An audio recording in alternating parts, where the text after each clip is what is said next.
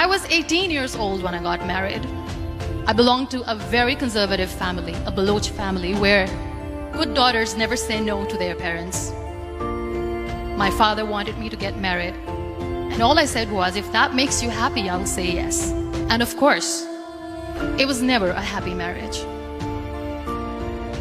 Just about after 2 years of getting married, about 9 years ago, I met a car accident. Somehow my husband fell asleep and the car fell in the ditch. He managed to jump out, saved himself. I'm happy for him. But I stayed inside the car and I sustained a lot of injuries. The list is a bit long. Don't get scared. I'm perfectly fine now. But that injury that changed me and my life completely as a person and my perception towards living my life was the spine injury. 3 vertebrae of my backbone were completely crushed and I got paralyzed for the rest of my life. I finally ended up in a hospital where I stayed for 2.5 months. I underwent multiple surgeries. Doctors have put a lot of titanium in my arm. There's a lot of titanium at my back to fix my back. That's why people in Pakistan call me the Iron Lady of Pakistan. Sometimes I wonder how easy it is for me to describe all this all over again. And somebody has rightly said that when you share your story and it doesn't make you cry, that means you have healed. One day, doctor came to me and he said, well, I heard that you wanted to be an artist, but you ended up being a housewife. I have a bad news for you.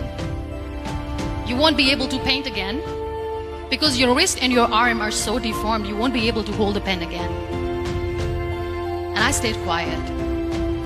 Next day, doctor came to me and said, your spine injury is so bad, you won't be able to walk again.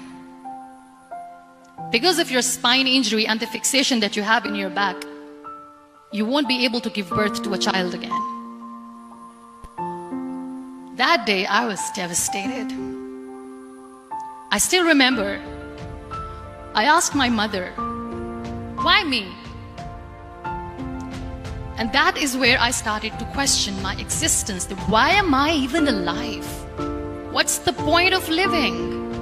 I cannot walk, I cannot paint, fine, I cannot be a mother. And we have this thing in our heads, being women, that we are incomplete without having children. I am going to be an incomplete woman for the rest of my life. What's the point? People are scared. They think I will get divorced. What is going to happen to me? Why me? Why am I alive? We all try to chase this tunnel. We all do this because we see light in the end of the tunnel, which keeps us going. My dear friends, in my situation, there was a tunnel that I had to roll on. There was no light. And that is where I realized that the words have the power to heal the soul. My mother said to me, this too shall pass. God has a greater plan for you. I don't know what it is, but He surely has. And in all that distress and grief, somehow or the other, those words were so magical that they kept me going. I was trying to put that smile on my face all the time, was hiding. It was so hard to hide the pain, which was there. But all I knew was that if I will give up, my mother and my brothers will give up too. I cannot see them crying with me. So what kept me going was, one day I asked my brothers, I know I have a deformed hand, but I'm tired of looking at these white walls in the hospital and wearing these white scrubs. I'm getting tired of this. I want to add more colors to my life. I want to do something. Bring me some colors, bring me some small canvas. I want to paint. So the very first painting I made was on my deathbed, where I painted for the very first time. It was not just an art piece or just my passion. It was my therapy. What an amazing therapy it was. Without uttering a single word, I could paint my heart out. I could share my story. People used to come and say, what lovely painting. So much color. Nobody could see the grief in it.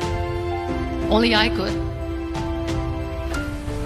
that is the time where I realized that the day I'm going to sit, I'm going to share this pain with everyone to make them realize how blessed they are, and they don't even consider them lucky.